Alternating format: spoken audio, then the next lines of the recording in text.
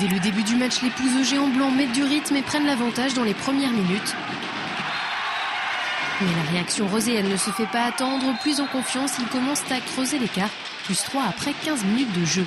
Les Vendéens ne se laissent pas déborder et comme souvent, ils misent sur la vitesse de leur contre-attaque pour revenir au score.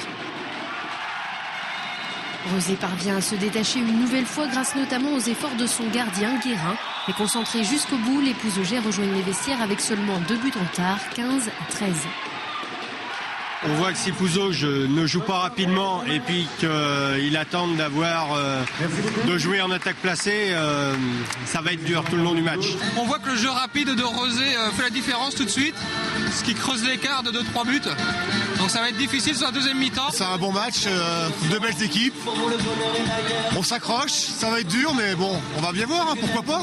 Ils sont combatifs, ils ont affaire à une grosse équipe, donc ils sont une grosse partie défensive. Ils ont des sacrés gabarits en face, donc ils ont beaucoup de mérite. J'espère que ça va bien se terminer. Ils se défendent bien, parce que c'est quand même contre une grande équipe. Hein, le score, je pensais pas qu'il y aurait si peu d'écart déjà.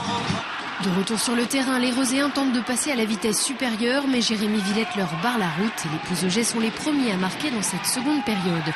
Seul problème, leur jeu rapide n'est plus aussi efficace qu'en première mi-temps. La faute à un gardien roséen omniprésent qui bloque le compteur vendéen pendant que ses coéquipiers reprennent de l'avance. Un schéma qui se répète trop souvent et qui noie petit à petit les Pouzougers qui vont rester sans marquer plus de 6 minutes, se voyant infliger dans le même temps un 6-0. Malgré les points des locaux en fin de match, l'écart est fait. Rezé l'emporte 33-24. Obligatoirement, on peut être que satisfait du résultat. Après, il y a toujours des petites choses à revoir. Mais globalement, on a fait un match solide et un gros match. Ça confirme notre dernière sortie face à la réserve de Nantes. C'est pas sur Rezé qu'on va construire notre maintien. Mais j'avais envie de dire, j'ai dit aux joueurs deux choses, c'est qu'on est dans un cycle de travail où notre jeu doit avancer, et puis après il va falloir faire des exploits. Les exploits ils sont plus faciles à faire à la maison qu'à l'extérieur.